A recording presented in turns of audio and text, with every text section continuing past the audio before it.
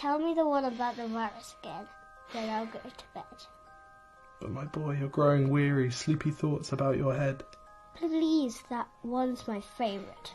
I promise just once more. Okay, snuggle down, my boy, though I know you know full well. The story starts before then, in a world I once would dwell.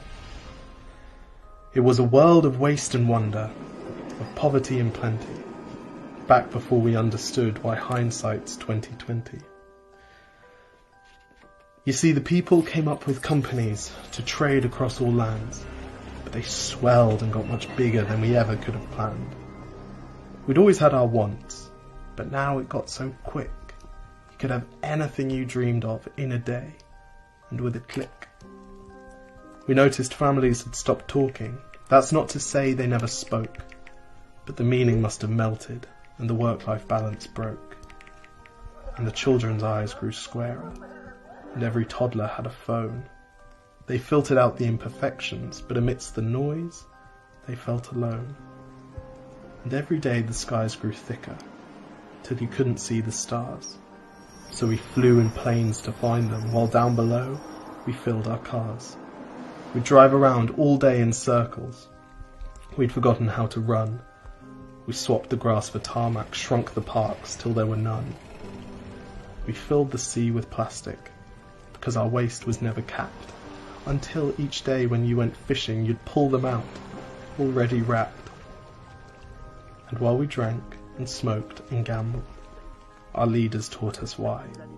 It's best to not upset the lobbies. More convenient to die.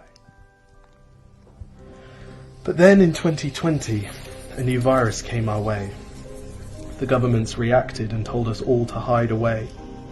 But while we all were hidden, amidst the fear and all the while, the people dusted off their instincts.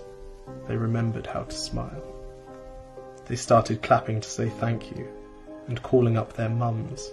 And while the car keys gathered dust, they would look forward to their runs. And with the skies less full of voyagers, the earth began to breathe, and the beaches bore new wildlife that scuttled off into the seas. Some people started dancing, some were singing, some were baking. We'd grown so used to bad news, but some good news was in the making.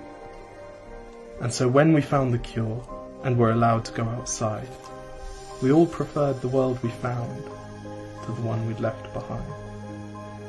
Old habits became extinct, and they made way for the new, and every simple act of kindness was now given its due.